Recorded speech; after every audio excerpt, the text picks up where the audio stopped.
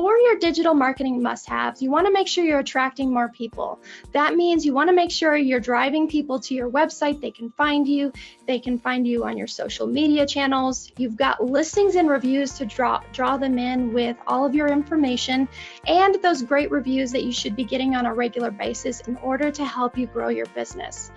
Once you have those foundational pieces in place, that's when you can start to add on paid ads, really amplify your efforts and attract even more people.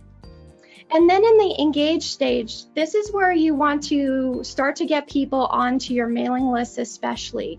Use social media to reach new people, engage them, but then you can also engage them in a more controlled environment via email and via text message. So make sure you're asking people to subscribe to those channels because they really do have a profound effect on your marketing and getting them to take further actions because you can nurture them and really provide value. And then in the grow part, really take your marketing efforts to the next level by utilizing the tools and strategies that Dave and I talked about. You can set up those integrations. There's so many different integrations out there.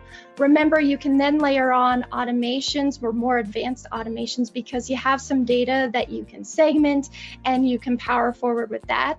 And then be sure to check out the content generator as well because that's going to certainly help you to save time and you're not just sitting there and trying to figure out, well, how do I word this?